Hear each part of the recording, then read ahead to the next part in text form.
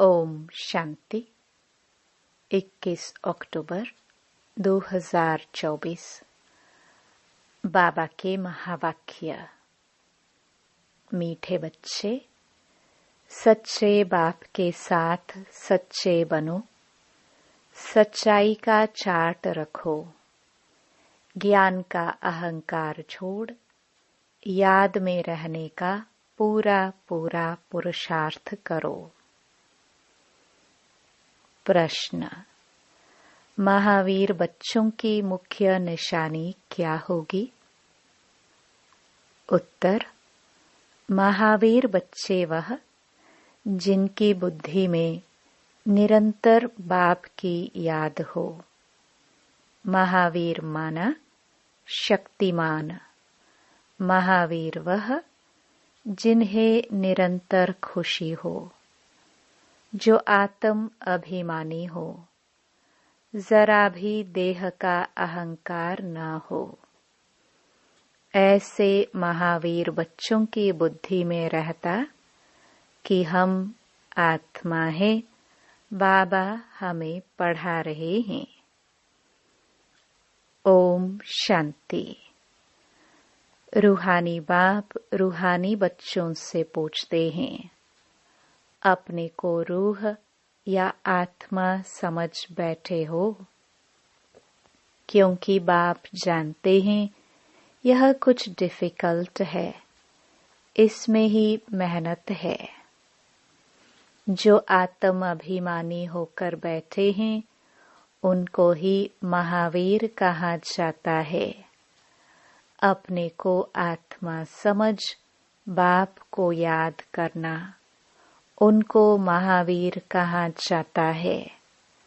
हमेशा अपने से पूछते रहो कि हम आत्म अभिमानी हैं। याद से ही महावीर बनते हैं, गोया सुप्रीम बनते हैं। और जो भी धर्म वाले आते हैं वह इतने सुप्रीम नहीं बनते हैं, वह तो आते भी देर से हैं। तुम नंबरवार सुप्रीम बनते हो। सुप्रीम अर्थात शक्तिमान व महावीर।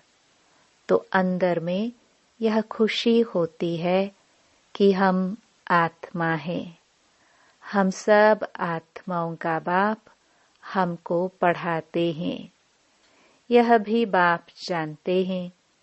कोई अपना चार्ट 25% दिखाते हैं, कोई 100% दिखाते हैं, कोई कहते हैं 24 घंटे में आधा घंटा याद ठहरती है, तो कितना % हुआ? अपनी बड़ी संभाल रखनी है। धीरे धीरे महावीर बनना है। फट से नहीं बन सकते हैं, मेहनत है। वह जो ब्रह्म ज्ञानी तत्व ज्ञानी है, ऐसे मत समझो वह अपने को कोई आत्मा समझते हैं। वह तो ब्रह्म घर को परमात्मा समझते हैं और स्वयं को कहते हैं अहम ब्रह्मस्मि। अब घर से थोड़े योग लगाया जाता है। अभी तुम बच्चे अपने को आत्मा समझते हो। यह अपना चार्ट देखना है। 24 घंटे में हम कितना समय अपने को आत्मा समझते हैं? अभी तुम बच्चे जानते हो हम ईश्वरीय सर्विस पर हैं, ऑन गॉडली सर्विस। यही सबको बताना है कि बाप सिर्फ कहते हैं मन मना भव, अर्थात अपने को आत्मा समझ मुझे याद करो। यह है तुम्हारी सर्विस। जितनी तुम सर्विस करेंगे उतना फल भी मिलेगा।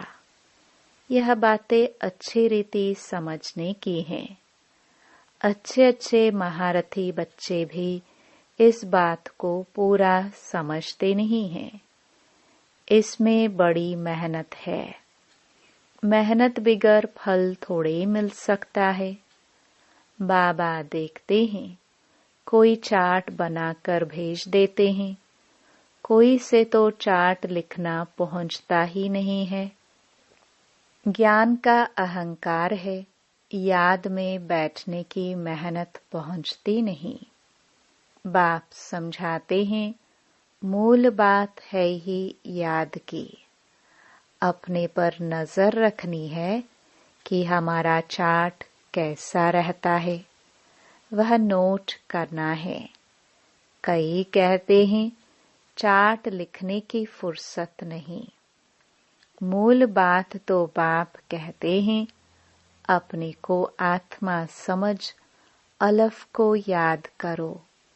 यहाँ जितना समय बैठते हो तो बीच बीच में अपने दिल से पूछो कि हम कितना समय याद में बैठे। यहाँ जब बैठते हो तो तुमको याद में ही रहना है, और चक्कर फिराओ तो भी हर्जा नहीं। हमको बाबा के पास जरूर जाना है, पवित्र सतो प्रधान होकर जाना है। इस बात को अच्छी रीति समझना है। कई तो फट से भूल जाते हैं, सच्चा सच्चा चार्ट अपना बताते नहीं है। ऐसे बहुत महारथी हैं, सच तो कभी नहीं बताएंगे। आधा कल्प झूठ दुनिया चली तो झूठ जैसे अंदर जम गया है। इसमें भी जो साधारण है वह तो झट चार्ट लिखेंगे। बाप कहते हैं, तुम पापों को भस्म कर पावन होंगे याद की यात्रा से। सिर्फ ज्ञान से तो पावन नहीं होंगे, बाकी फायदा क्या। पुकारते भी हो पावन बनने के लिए, उसके लिए चाहिए याद। हर एक को सच्चाई से अपना चार्ट बताना चाहिए। यहाँ तुम पौना घंटा बैठे हो तो देखना है पौने घंटे में हम कितना समय अपने को आत्मा समझ बाप की याद में थे। कईयों को तो सच बताने में लज्जा आती है, बाप को सच नहीं बताते। वह समाचार देंगे, यह सर्विस की, इतनों को समझाया, यह किया, परंतु याद की यात्रा का चार्ट नहीं लिखते। बाप कहते हैं, याद की यात्रा में न रहने कारण ही तुम्हारा कोई को तीर नहीं लगता है। ज्ञान तलवार में जौहर नहीं भरता है। ज्ञान तो सुनाते हैं, बाकी योग का तीर लग जाए वह बड़ा मुश्किल है। बाबा तो कहते हैं, पौने घंटे में 5 मिनट भी याद की यात्रा में नहीं बैठते होंगे।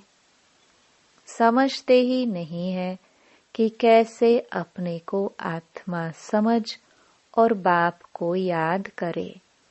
कई तो कहते हैं हम निरंतर याद में रहते हैं। बाबा कहते हैं यह अवस्था अभी हो नहीं सकती। अगर निरंतर याद करते फिर तो कर्मातीत अवस्था आ जाए, ज्ञान की पराकाष्ठा हो जाए।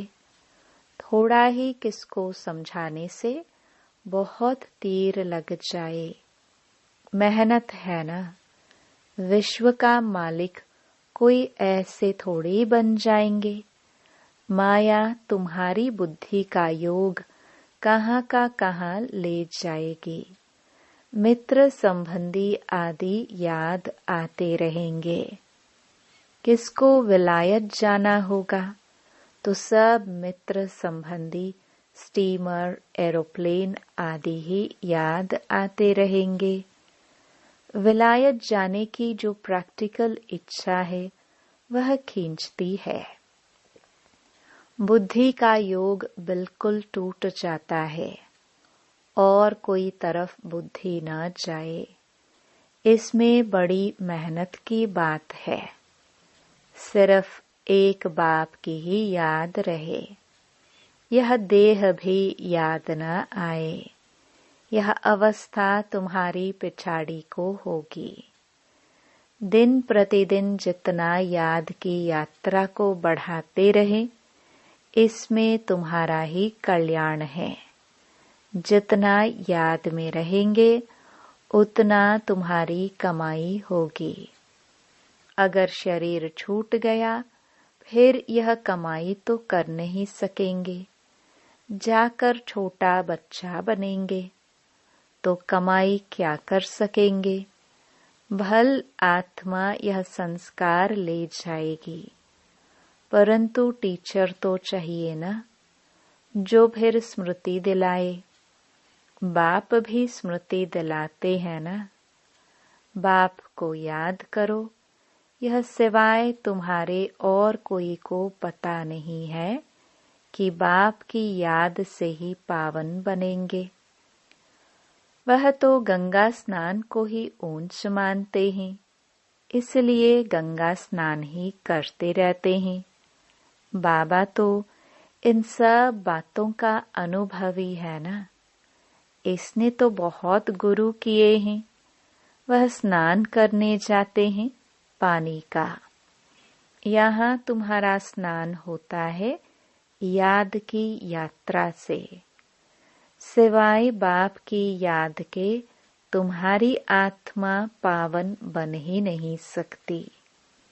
इनका नाम ही है योग, अर्थात याद की यात्रा। ज्ञान को स्नान नहीं समझना, योग का स्नान है।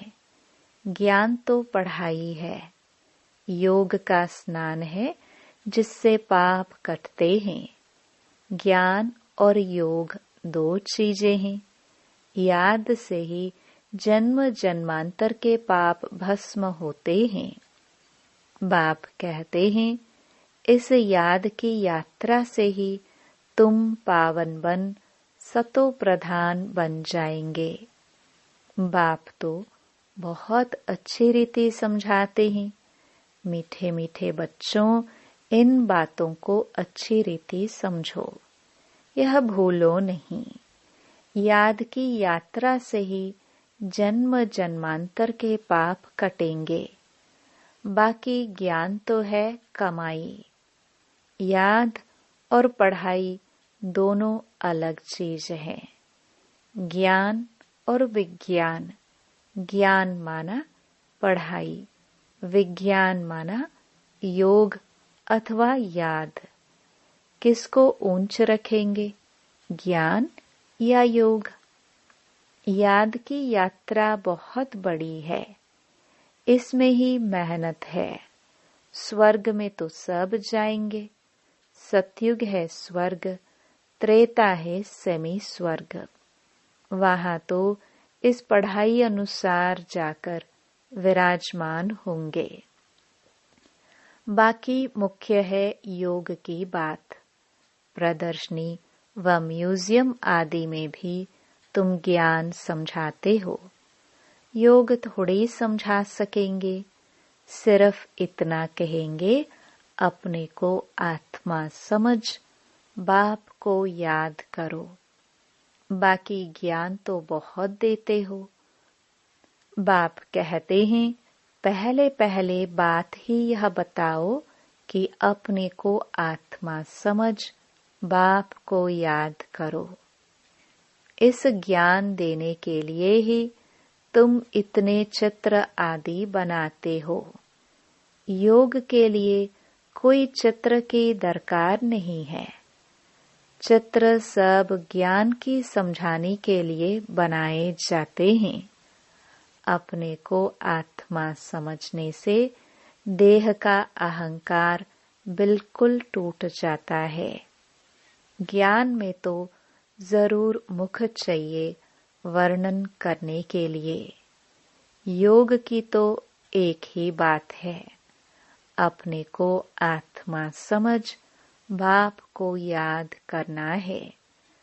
पढ़ाई में तो देह की दरकार है।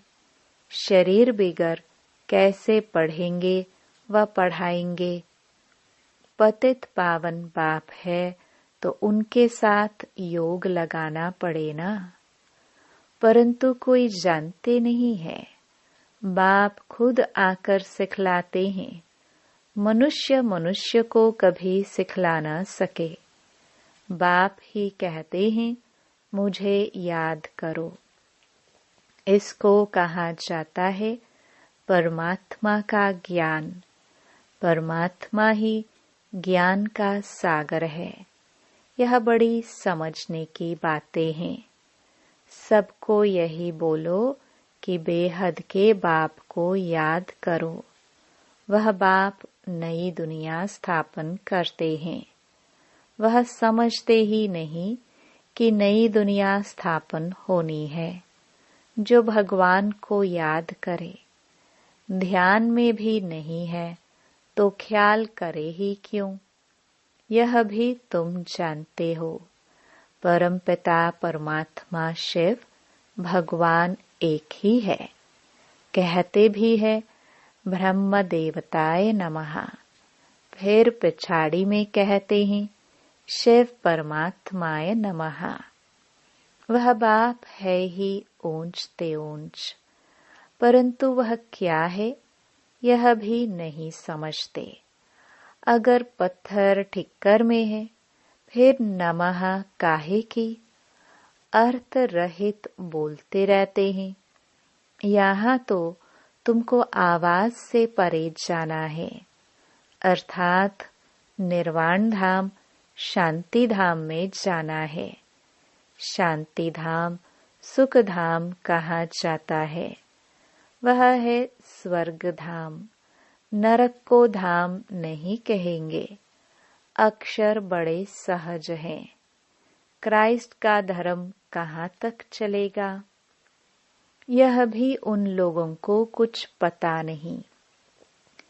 कहते भी है क्राइस्ट से 3000 वर्ष पहले पैराडाइज था, अर्थात देवी देवताओं का राज्य था।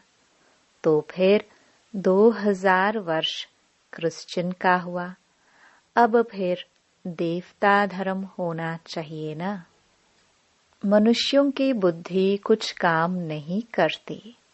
ड्रामा के राज को न जानने कारण कितने प्लान बनाते रहते हैं। यह बातें बड़ी अवस्था वाली बूढ़ी माताएं तो समझ न सके। बाप समझाते हैं अभी तुम सबकी वानप्रस्थ अवस्था है। वाणी से परे जाना है। वह भल कहते हैं निर्वाण धाम गया, परंतु जाता कोई नहीं है। पुनर्जन्म फिर भी लेते जरूर हैं, वापस कोई भी जाता नहीं। वानप्रस्थ में जाने के लिए गुरु का संग करते हैं। बहुत वानप्रस्थ आश्रम हैं। माताएं भी बहुत हैं। वहाँ भी तुम सर्विस कर सकते हो। वानप्रस्थ का अर्थ क्या है तुमको बाप बैठ समझाते हैं। अभी तुम सब वानप्रस्थी हो। सारी दुनिया वानप्रस्थी है।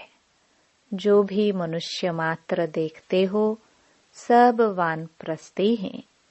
सर्व का सद्गति दाता एक ही सतगुरु है। सबको जाना ही है।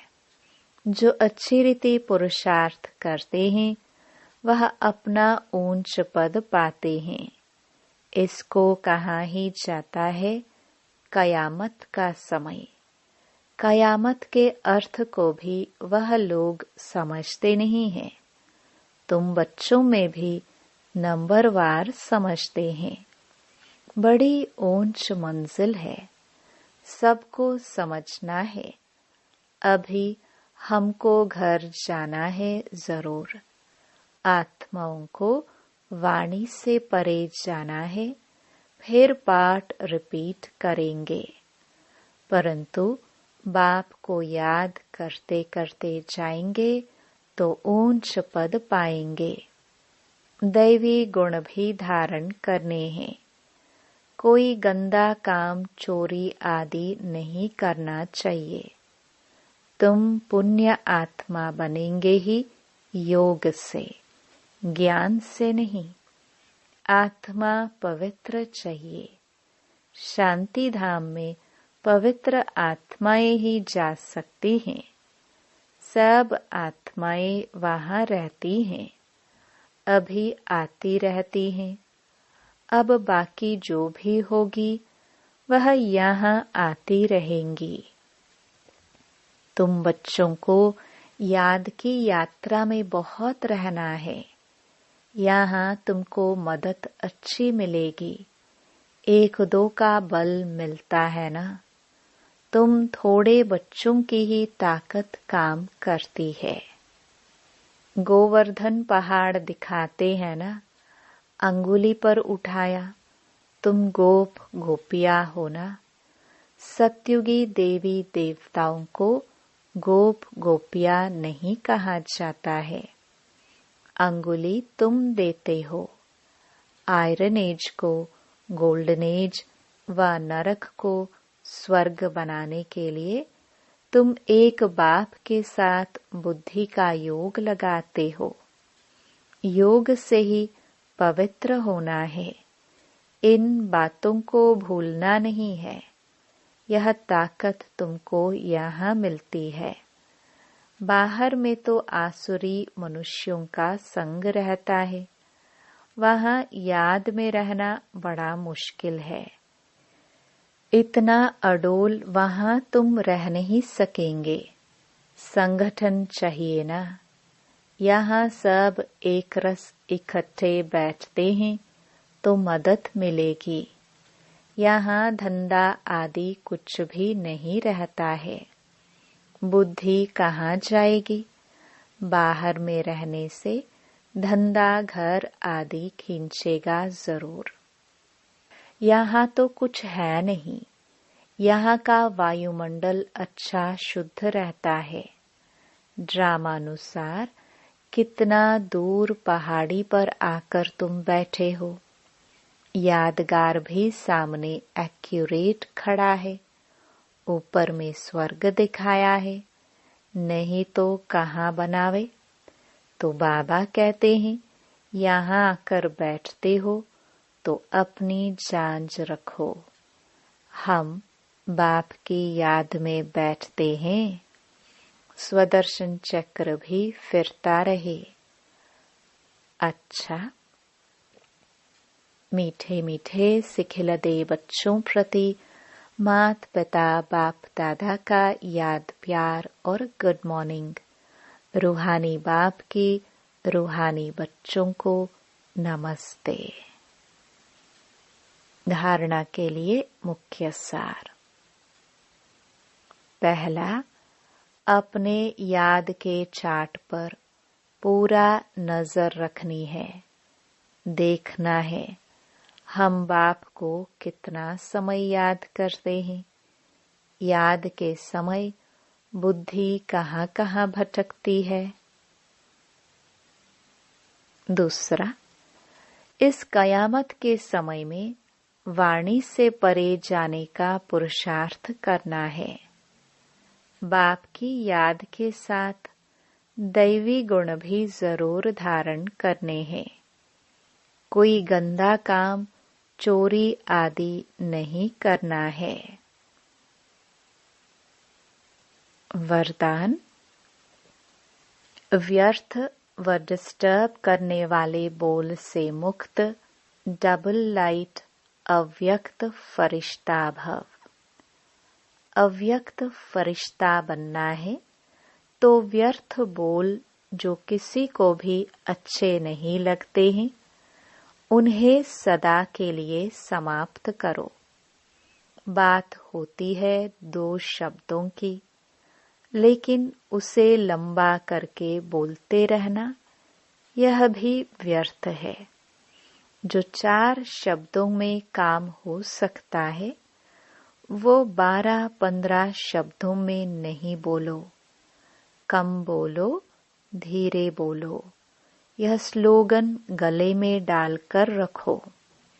व्यर्थ व डिस्टर्ब करने वाले बोल से मुक्त बनो तो अव्यक्त फरिश्ता बनने में बहुत मदद मिलेगी।